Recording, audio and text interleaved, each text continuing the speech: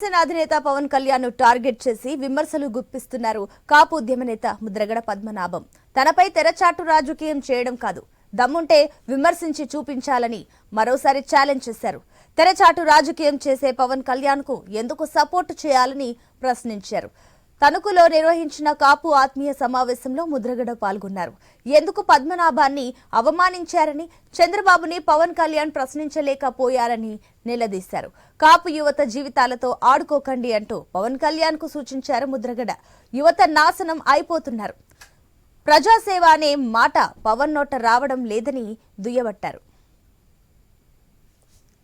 తెరచాటుండి ఎందుకు పవన్ కళ్యాణ్ గారికి సపోర్ట్ చేయట్లేదు అంటా ఉన్నారు.